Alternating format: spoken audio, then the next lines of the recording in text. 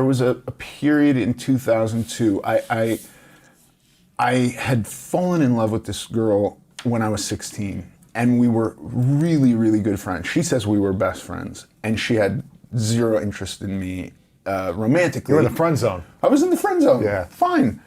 16 years old. 16 years old. What was your weight like then? I was heavy, but I wasn't quite as heavy as 200, 250, 300. You know, I wasn't, even then, it's like I wasn't getting on scales often. Right. I certainly wasn't 500 pounds. I actually have a picture of us from when we were 16 and we were hanging out. And I'm a heavy guy, but I'm not morbidly obese. Yeah.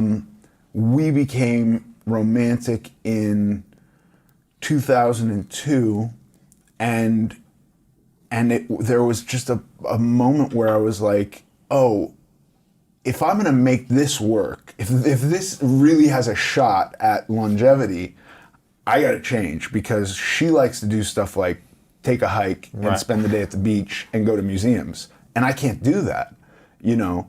So that was kind of it. It was like, I want to have this relationship with her, so I must change. It was a bizarre kind of counterintuitive conversation that I had with her too, because having it, I was scared, like, if I have this conversation, she'll know that I'm overweight, like that I'm obese.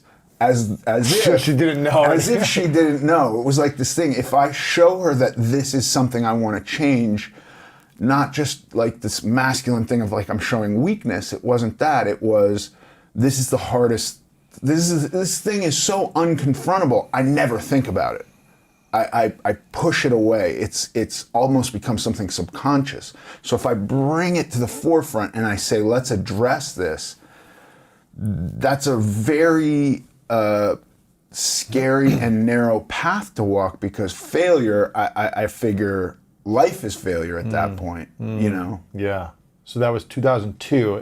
Did you start going all in? Was it dabbling a little bit and kind of lost weight, went back off the wagon? What was that like for the next 18 years till now? I went all in, and I'm a sober guy too, so I went all in a very, in a similar fashion to achieving sobriety, which was admit that I'm powerless and turn my problem over to somebody else and go like, I am incapable of figuring this out right now. I'm gonna do exactly what you say until we get to the point that I can take over. And she was like, great, here's what you're gonna do. I've went and found a guy who has a liquid diet. You can do it for up to 2 months. Why don't you do that? You don't have to do it for 2 months. You could do it for 1 month. You could do it for 2. Let's see how this goes. And I crushed that. 2 months liquid diet. 80 pounds. Wow. 2 months. This is not like drinking Cokes all day liquid diet. This is no sugar liquid diet. This is like, I mean, the calories were so low. It was like 3 weird protein shakes with some green powder and a ton of supplements that were, I think, mostly fiber and some vitamins, and as much water as I could drink, and that's it. 80 pounds, 2 months. 80 pounds. But that's still in the 400 zone. Yeah, but you must I will say this.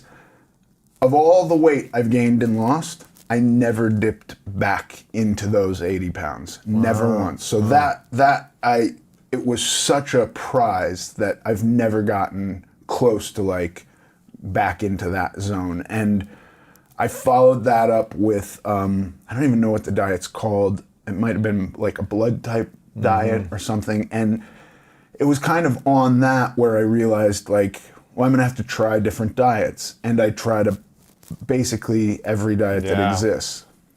What worked the best for you? The easiest thing was keto. Yeah. Because I just didn't have to think about anything. You eat lots of meat, just eliminate certain things and eat as kind of as much as you want of other stuff, right? Yeah, and and that worked to a degree. As I had less and less weight to lose, I found that I had to like mess around with what I was eating. Because when I first started, it was like, you can eat bacon and Swiss cheese all day long. Like, okay, well, that's easy. And I would, and I'd lose weight, and I'd be like, this is a magical diet. I'm putting mayonnaise on everything, and I'm losing weight. How is this possible? You know, my little salad would have 4 cups of salad dressing on it, and, you know, no sugar, but like a ton of fat. Yeah. And that did work, and I was able to do it, and it was super easy for traveling. You just rip the bread off stuff and eat steaks, and, you know, it's actually, I think, designed to be easy to get around the world and eat this way. Once I got really close to, there were 2 periods. There was a period in 2012 where I was super into cycling, and I got really lean, much smaller than I Like am 190 now. or something, or one?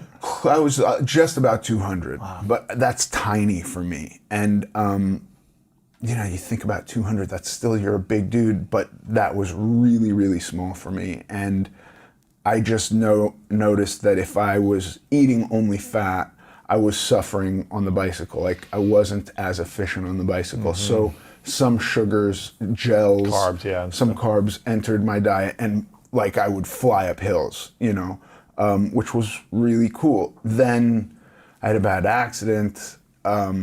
My wife told me that I wasn't ever going to make a living riding a bike. You know, I thought we were rich and that I could retire and just ride my bike at like 35 years old forever. That was not the case. She said I had to go work again. So I went back to acting, and the bike kind of fell away, and I started doing like CrossFit and rowing machines. I could crush a full marathon on a rowing machine, no problem. And then at some point, I was kind of having trouble finding work, and kept hearing like, well, you're not the big guy, the heavy, lovable guy anymore. So there was a point where I was like, okay, I'm just gonna eat and lift weights and see what happens. And I ate whatever I wanted for about a year and lifted weights and got pretty near 400 pounds again. Wow. Yeah. So you gained 200 pounds within a year. Yeah. Close. Well, no, it was really from like 3 years. It was 3 years. Yeah. 2013. Now, to how 2016. long did you pause from acting? 2010, and pause is not quite the right word. I did a few pilots that didn't get picked up. Sure.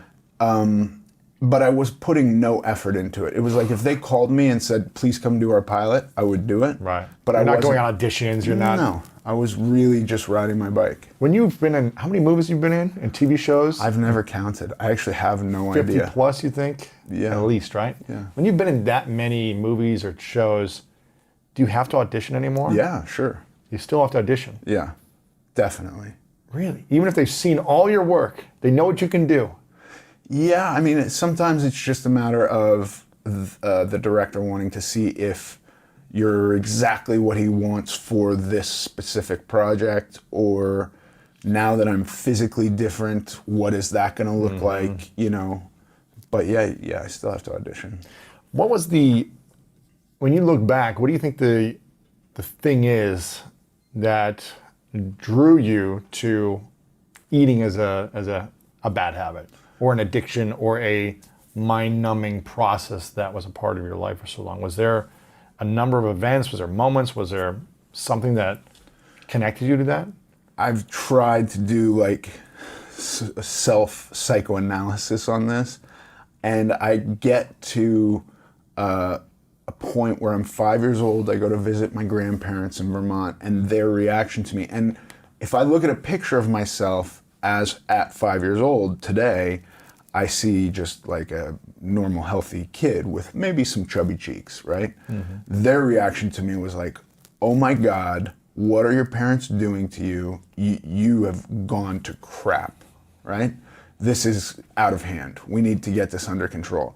And my favorite food was lasagna, which my grandpa would always so make good. me. Yeah, and he had it cooking. As I arrived, I could smell it. And I'm there visiting them for the first time without my mom or dad in Vermont, like super excited. Their reaction is this, and then they basically were like, you can't have a second helping of lasagna. So in that day was the first time that I snuck food, and it was clearing the table and eating food off their At plates. the same time, like clearing it and like... Yeah, just stuffing in a few bites, because I was not allowed to, like, I reached for a second helping and got my hand patted, like, no. At 5. Yeah, that's off limits. You eat what we tell you to do, and then the next day, They weighed me first thing in the morning, which I'd never been on a scale before, and I'm being weighed. And then it was like, okay, we're going on a 1 mile walk that is for your benefit. And this did a number of things. It developed the sneaking food habit. It developed the habit of wanting to eat privately, and the idea that people witnessing me eating was not good. And it also created a weird barrier to me just naturally wanting to be outside and active, because at 5 I was very active, running around. But when it was enforced, when it was this point of like a punishment almost. Yeah, we're not consulting how willing you are to do this. We're not saying, is there something you'd like to do outside? We're saying you must go march on this. It was like a mile to their mailbox and a mile back. And like, this is not for fun. This is for because you have gotten so overweight. That really pushed the idea of physical activity into another punishment type thing where I just didn't want to do it anymore. So it was kind of this wild confluence of new mental structures that I built, where it was like, well, I'm going to sneak food now and I'm going to not do activities. How insecure were you about your weight when you got older and started recognizing it, or seeing maybe someone make fun of you, or realizing like, oh, I can't go on a hike with my girlfriend or my friends and do these certain activities? Did you feel insecure about it ever, or was it more of just, this is who you are? I definitely felt insecure about it. I also got into a lot of fights as a kid, and was like, you know, there were a few times in elementary school where like some preschooler would say like, wow, look how fat he is. And that I obviously wasn't going to fight a little preschooler. And you come to learn like, well, avoid little kids at all costs, because they just say, they see something and they just talk about it. And that made me terribly uncomfortable.